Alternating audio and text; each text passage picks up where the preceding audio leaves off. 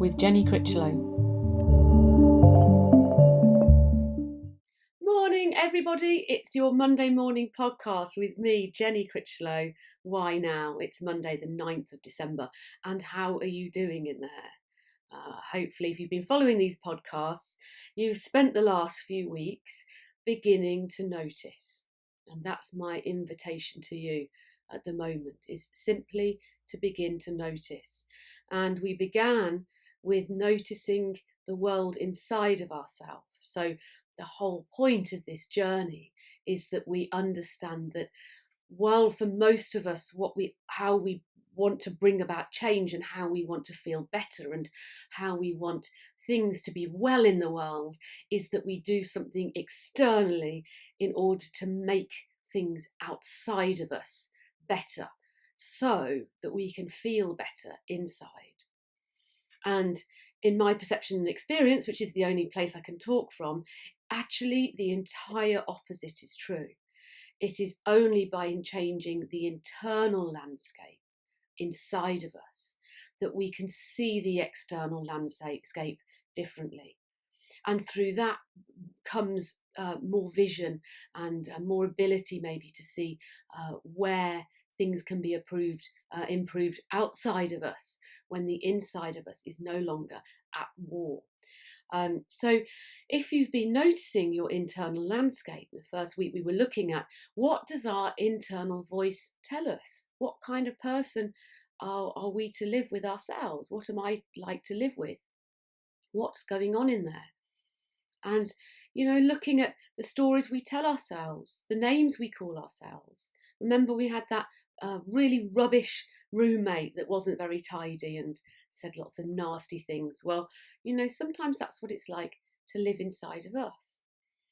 And then we began to look at an idea that within that internal landscape, if it isn't very friendly, if it isn't very kind, if it's even a little bit hostile, for all of us, we all have mental darts that we throw at other people, at each other, whether we like it or not. Those thoughts come, whether we like them or not. And very rarely, until we begin to notice them, do we have any control over them. We think they're right.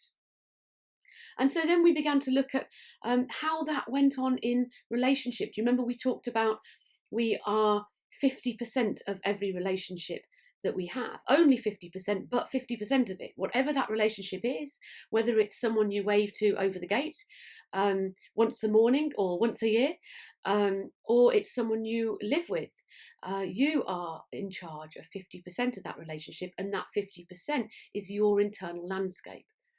And then we had that wonderful student that came up with a whole new way of looking at this or talking about this, where she saw that she was 50% of any conversation that she had and began to notice in those conversations that she had an agenda within those interactions. In other words, she realised that she either thought, well, there's no point having this conversation, I already know what the answer will be, or that she had an agenda that she tried to steer the conversation to. And up until that point, before she started noticing that, she had done this unawares. And she began first by noticing, but then by trying to interrupt the behaviour so that she could see what went on in that. And that was what we were doing this week, is noticing what we were like in relationship to other people. And I'm wondering what you've been noticing, because what we often notice is that we do have an agenda and that we do want something from the person that we're having this conversation with, even if it's just for them to hand us our change or put our things through a checkout, or for us to be the checkout person and for this person to get through quickly so that I can go and have a break or get the next person through. Either way, most of our relationships have a transaction period to them. In other words, we all want something from each other. And what we also notice in these moments, and I'm wondering whether this has started for you, is how very rarely we truly listen to the person that is talking to us. And that is one of the things that can truly change what's going on in our external landscape, is when we get our internal landscape more free of thought, more free of the belief of our thought and stand there opposite a person without any thought, they may well be saying something that is very, very different to what we're choosing to hear because we're not listening. You know what? I've never met anyone that didn't think they were a good listener, but I've met very, very few good listeners, because listening is an art of meditation. Listening, truly listening, is listening without thought. And most people listen with an agenda, because really the human ego wants to be right, and we tend to like people that we think are right. Friends are people that agree with us. We soon don't like somebody if they don't agree with us a lot. And actually in that disagreement may be something really interesting, but we fight to be right inside, whether we like it or not. And the interesting thing about hopefully all these things you're beginning to notice, and maybe you're beginning to notice that your internal dialogue is a little unfriendly to you. And that internal dialogue, therefore, can spill out into the outside world, and you can have an agenda for other people. And you may be noticing that if you're 50% of every relationship, that when you spend time in whatever relationship that is, there's an agenda there. And very rarely is there space for a new hearing of that person. But the most interesting thing, I think, about our relationship to other people outside of ourselves is that from what I can observe, perceive and experience, is that the relationships I have with everybody else in the world is a direct reflection of the relationship I have with myself. I'll say that again because it's a really powerful thing to truly understand, not intellectually, but inside you. The relationships I have with every single person in the world is a direct reflection of the relationship I have with myself. And what happens with that, what I mean by that, is that my internal relationship with myself can only then inform any actions and any words that I speak. It can't really come from anywhere else. And in order to get my own attention, if you like, the way to learn is to see what you need to learn within you, outside of you. And so when we see that, we can start to see how we may begin to change things with that really awkward roommate, difficult roommate inside of us. And it can start with really little things. We look at statements that we say, such as, "Oh, no one ever listens to me."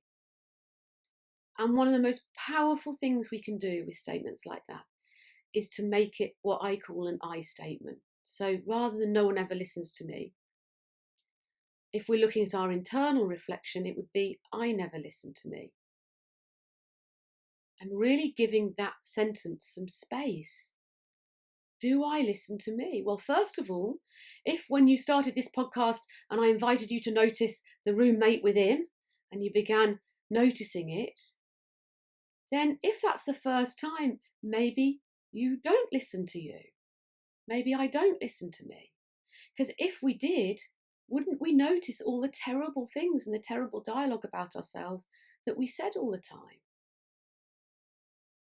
And so beginning this, noticing that other people don't listen to us in our perception of reality and bringing it back into the self means that you may notice that I never listen to me. And you may well spend some very valuable time listening to yourself. And yourself goes two ways. One, it's that voice that we've talked about a lot so far. That voice that constantly tells you you're not good enough, or not lovable enough, or not kind enough, or a waste of space. Think of all the things that deep down you may well be saying to yourself. And then there's a second "I don't listen to me," which is, do you remember we did that exercise about if you don't think anything at all for a little bit, and you go into that space, and you're not thinking, who are you? And the more you practice that space, the more you realize that there is a you in there that isn't thinking. And that you, when listened to, tends to create an internal landscape that's much more harmonious, because it is just this peaceful place, not this mind that tells you all the other stuff. So if you look at it this way, is that the way I speak to myself, if I am 50% of every relationship, and every relationship I have is a direct reflection of a reflection I have with myself, I can then use every relationship internally to look at what I might not be doing for myself, or I might be doing for myself. I may have solely, deeply loving and nurturing relationships, and peaceful and kind and wonderful, tra-la-la-la-la. I'm telling you now, that isn't true. No way is that true. But I do know in my experience, they are way more peaceful and nurturing and kind now than they were 20 years ago, because my relationship with me creates that. So then, therefore, we can then take that from within us and put it yet again outside of us and see again what we're doing. So do you remember I said, if it's a direct reflection of the relationship you have with yourself, and you are looking around the world and going, nobody ever pays me any attention, and you flip it into you, I don't pay me any attention. That can be a profound change within you. In other words, what you think the world is depriving from you, give it. First of all, give it to yourself. You give yourself attention. You give yourself listening to. Not the madness of your head where you tell yourself you're right. You listen to the reality of what's going on inside. Because you can change things that you know about.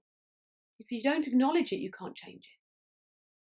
But then look at what might happen then. Let's say we come from, nobody ever listens to me. Okay, I never listen to me. And then you start listening to me. I start listening to me. You start listening to you. And you realise that you listening to you isn't very pleasant, and you begin to do things that stop that, make it more peaceful. And you listening to the real you, that really lovely, peaceful presence that's there when you're not thinking, and it actually is always there, you spend much of your internal life more at peace and more kind to yourself. And therefore, there is more space in you to, without even noticing it, be more at peace and more kind with the external landscape, with the people in your life. And when that happens, the people in your life begin to change how they are with you. And in that way, you're 50% of that relationship. And that relationship is a direct reflection of the relationship you have with yourself. And that's how it changes. Inside you first. Your responsibility, my responsibility. And such a wonderful example of this, actually. So for those of you who know me personally, I do a lot of sound baths, and they're group things weekly that people come along to, and I play gongs and crystal bowls and what have you. Everyone gets very comfortable on bean bags. And what I found about sound is that it's universal. You don't have to know anything about it. You don't have to know how to meditate. You just have to know how to lie on a bean bag and get comfy and fall asleep if you want to. And I was trying to explain this to some people that were around at the house for a while doing some work for us. And they didn't really get it, these two guys. And I said, you know what, look, knock off early and I'll give you a sound bath and you can see how it is for you. There's no point me trying to use words to explain it, just come and experience it. So they knocked off early and they came to my workshop, and I did them a sound bath, got them all warm and comfy, and played all the gongs and the crystal bowls to them. And after that, they said they felt lovely and very relaxed and what have you, which is what people do. Some of them, one of them had a bit of a psychedelic experience, but nothing of that is particularly guaranteed, but nice to hear. But it was the next morning when they came back to the house to finish off the jobs they were doing. And the first guy said to me, you'll never guess what? I went home last night And I hugged my wife. I don't hug my wife, I moan at her. And there was just this pause. And the other guy went, my God, I was driving home and someone cut me up on the motorway and I apologised. And we all obviously stood there laughing at this turn of events, if you like. But all I could say with a waggy finger is, you see, when you feel better inside, you make better and nicer and kinder and more loving outward actions, whether you like it or not. The wife got hugged. That person who cut this guy up got apologised to. I wonder what that other guy thought. Well, he's probably had a sound bath, is what he thought, really, and I should have one too. It's been a few months, maybe not. My point is that when we feel good inside, when it feels peaceful, the actions we give outside of ourselves change. And so if you are beginning to notice that you are unkind to yourself inside, you can start to interrupt those thoughts and say something different. Or you can start to practice ways. I mean, meditation is my big proponent. Shamanic work, absolutely. But meditation, go and learn. That's one of the easiest ways, I think. Go and practice ways that shush that thought process, or allow yourself to not be part of that thought process that's so unkind to yourself, and you live in a more peaceful place. And when you live in that more peaceful place, you make more peaceful actions. And when you make more peaceful actions, the relationships around you change. We don't do those actions to change these relationships. We can't change other people. It may be that some relationships leave your sphere because they no longer suit you or them anymore. You don't agree with each other anymore. Remember, friends are people who agree with us. Instead, the people that exist with you peacefully, maybe, or in your new changed state, stay around, or maybe it brings that out in them. Remember the person that was cut up and apologised because he'd had a sound bath and felt amazing inside. It's that the change begins in you. And you are 50% of every relationship you have. And every relationship you have is a direct reflection of the relationship you have with yourself. Change the relationship inside that you have with yourself. Change the internal landscape, and your external landscape changes. There can be no other way. That I've just looked at the time. That was a long one this morning.